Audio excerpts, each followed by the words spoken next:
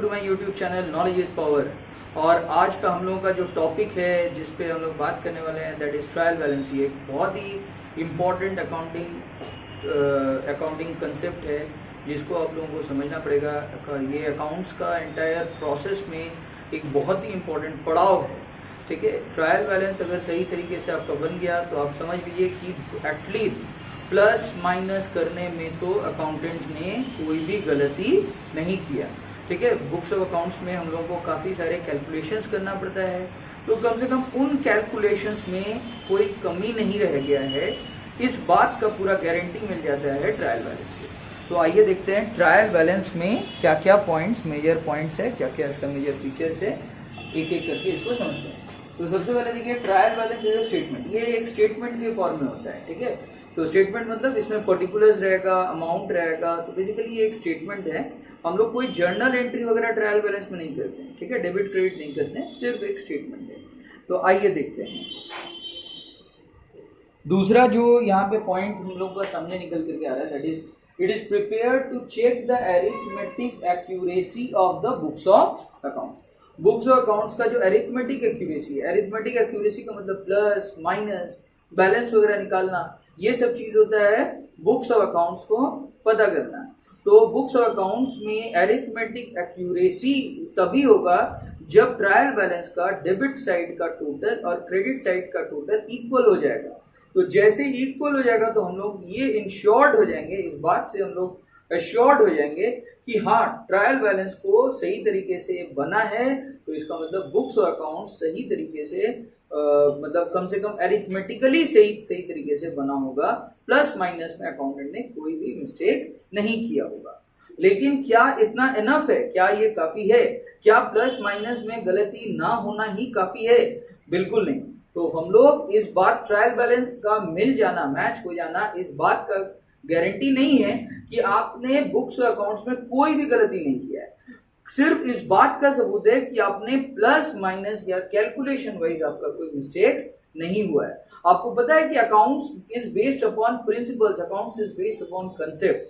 तो इन कंसेप्ट्स के एप्लीकेशंस में अगर आप गलती कर दोगे, इन अकाउंट्स के प्रिंसिपल्स को फॉलो करते हुए अगर आप कोई मिस्टेक कर दोगे, फॉर एग्जाम्पल आपने सपोज कोई प्लांट एंड मशीनरी परचेज किया, तो उसका जो ट्रांजैक्शन है, ये ट्रांजैक्शन आपको बैलेंस शीट में एसेट साइड में दिखाना है, because plant and machinery is treated as an asset.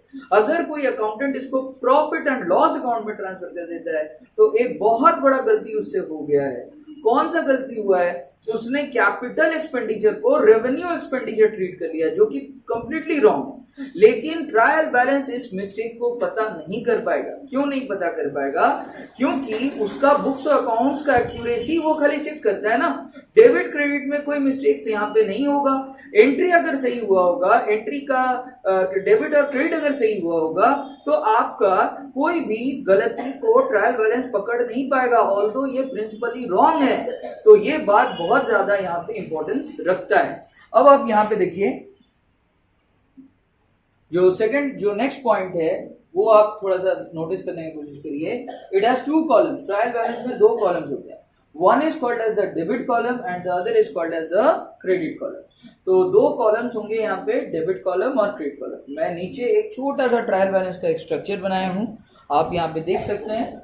Trial balance, ठीक है, पर्टिकुलर्स रहता है, डेबिट रहता है, क्रेडिट रहता है, इसके अलावा कुछ नहीं रहता है टोटल। और यहाँ पे पर्टिकुलर्स में हम लोग डिफरेंट जो अकाउंट्स का नाम है, जैसे प्लांट हो गया, प्लांट एंड मशीनरी हो गया, लैंड एंड बिल्डिंग हो गया, एक एक करके हम लोग पर्टिकुलर्स में लिखते जाते हैं।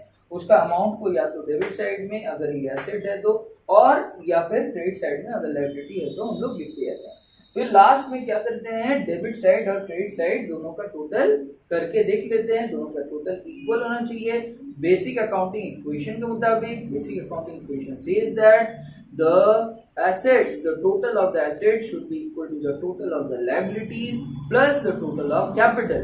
तो इसीलिए ट्रायल बैलेंस का दोनों डेबिट और क्रेडिट क्या होना चाहिए, इक्वल होना चाहिए। अब हम लोग नेक्स्ट पॉइंट की ओर आगे बढ़ते हैं। तो नेक्स्ट पॉइंट क्या है ये ध्यान से देखिए आप लोग। The total amount of the debit column must be equal to the total amount on the credit column. Debit column का जो टोटल है और क्रेडिट कॉलम का जो टोटल है, जिसको आप लोगों ने अभी अभी देखा, वो दोनों टोटल हमेशा इक्वल होना चाहिए। अगर वो इक्वल नहीं आ रहा है तो इसका मतलब आपने जरूर कुछ ना कुछ कैलकुलेशन मिस्टेक किया होगा, एकदम श्योर। इसके बाद अब देखिए, if the two columns totals are equal, अगर दो कॉलम का जो टोटल है वो अगर इक्वल आ रहा है, then we can say that the books or accounts are arithmetically accurate। मैं बार बार इस बात को हाईलाइट कर रहा हूँ, arithmetically accurate मतलब प्लस माइनस में कोई गलती या कोई गड़बड़ी नहीं हुआ है, इस बात का सबूत है। लेकिन इससे ये बिल्कुल नहीं साबित होता है कि ट्रायल बैलेंस सही हो गया तो आपका सब कुछ सही है, आपने कोई अकाउंट्स में मिस्टेक नहीं किया है, ये बिल्कुल नहीं है। तो देखिए नेक्स्ट पॉइंट यहाँ पे देख सकते हैं, in case of any mismatch we have to find out the reasons. अगर कोई मिसमैच होता है डेबिट और क्रेडिट साइड के टोटल में, तो हम लोगों को रीजंस फाइंड आउट करना होगा। हो सकता है कुछ प्लस माइनस में कैलकुलेशन में आप मिस्टेक किए होंगे, या फिर हो सकता है अकाउंट्स में और कहीं पे मिस्टेक हुआ हो सकता है, अदर टाइप्स ऑफ एरर्स भी हो सकते हैं। तो हम लोग इस चैप्टर में ट्रायल बैलेंस के साथ साथ एरर्स के बारे में भी समझेंगे। एरर मतलब होता है गलती, जो अकाउंटेंट अकाउंट्स के बुक्स ऑफ अकाउंट्स में करता है, जो जिससे कि उसका जो बुक्स ऑफ अकाउंट्स है वो प्रिंसिपली या अरिथमेटिकली इनएक्यूरेट रह जाता है। तो हम लोग इन सारी चीजों को एक के बाद एक समझेंगे, लेकिन सबसे पहले ट्रायल बैलेंस को अच्छे से समझते हैं।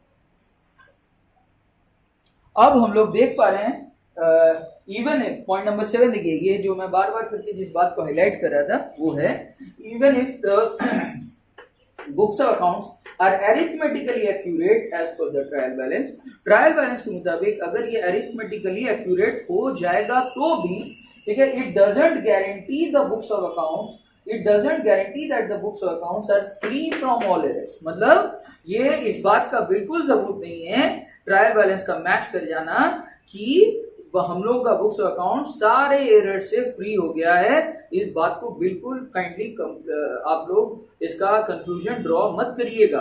हो सकता है बुक्स ऑफ अकाउंट्स में कुछ हिडन मिस्टेक्स है जो कि ट्रायल बैलेंस उसको पता नहीं लगा पाया है। तो आइए देखते हैं नेक्स्ट पॉइंट। तो नेक्स्ट पॉइंट क्या है उसको हम लोग देखते हैं। ट्रायल बैलेंस, इसमें ये तो मैंने फॉर्मेट अभी दिखाया, इसमें पर्टिकुलर्स रहता है, डेबिट रहता है, क्रेडिट रहता है, पर्टिकुलर्स में एसेट्स एंड लायबिलिटीज का डिटेल्स रहता है। पॉइंट नंबर 9 देखिए, पॉइंट नंबर 9 में यहाँ पे मैंने क्या लिखा है, the trial balance is prepared by using the information contained in the ledger, यानी कि लेजर से ट्रायल बैलेंस बनता है। ट्रायल बैलेंस बनाने के लिए हम लोग के पास लेजर का होना बहुत ज्यादा जरूरी है।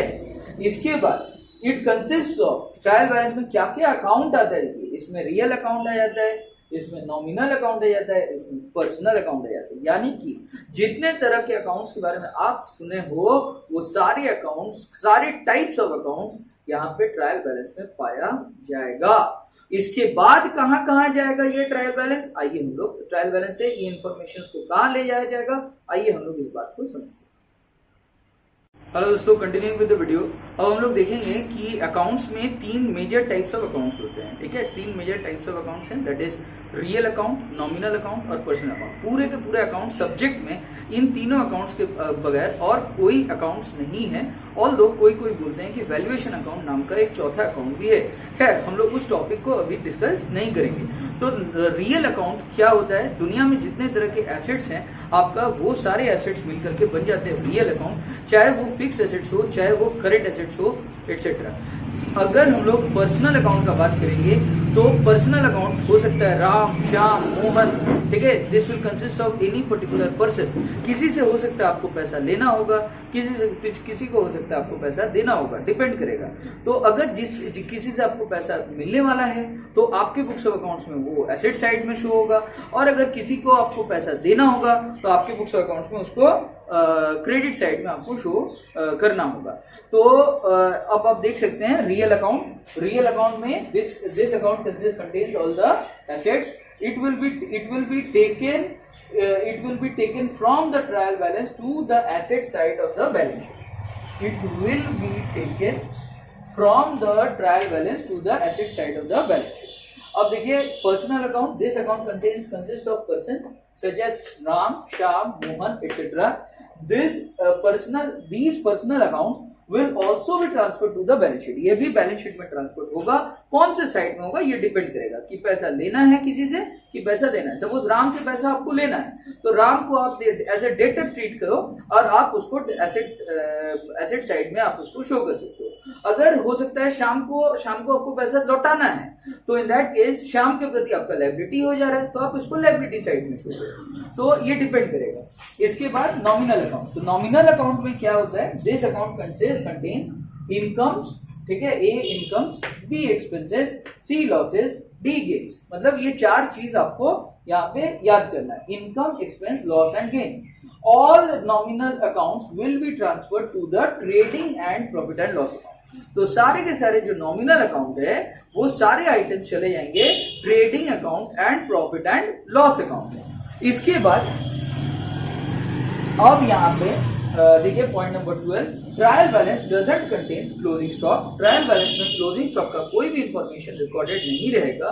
ठीक है, तो क्लोजिंग स्टॉक कहाँ रहेगा? क्लोजिंग स्टॉक रेफर्स, अच्छा first of all closing stock है क्या? Closing stock refers to the unsold stock at the end of the year. Year के एंड में जो अनसोल्ड स्टॉक रह जाता है, बाकी रह जाता है, उसको हम लोग क्लोजिंग स्टॉक बोलते हैं. The closing stock appears below the trial balance as additional information. ये ट्रायल बैलेंस के नीचे जहां पे क्वेश्चन में खत्म होता है ट्रायल बैलेंस के नीचे, वहां पे उसके नीचे देखिएगा बहुत सारे नोट्स करके दिया हुआ रहेगा, एडिशनल इंफॉर्मेशन दिया हुआ रहेगा, उसमें आपको मिलेगा क्लोजिंग स्टॉक का अमाउंट. इसके बाद 13 नंबर में आप देख सकते हैं मैं एक समरी तैयार किया हूँ पूरा ट्रायल बैलेंस का, या मैं चाहता हूँ कि आप लोग इसको अच्छे से लर्न करो. ये बहुत इंपॉर्टेंट है. हर क्वेश्चन आपको इस पर्टिकुलर कंसेप्ट से आपको बन जाएगा. तो पर्टिकुलर्स डेबिट क्रेडिट, पर्टिकुलर्स में एसेट्स को डेबिट साइड में दिखाइएगा, लायबिलिटीज को क्रेडिट साइड में, इनकम्स को क्रेडिट साइड में, एक्सपेंसेस को डेबिट साइड में, गेन्स को क्रेडिट साइड में और लॉसेस को डेबिट साइड में. टोटल कर दीजिएगा, दोनों साइड इक्वल आ गया, मतलब आप समझ जाइए कि ट्रायल बैलेंस आपका सही तरीके से बना. Thank you for watching the video. ठीक है, for more videos please like, share and subscribe to my YouTube channel knowledge is power.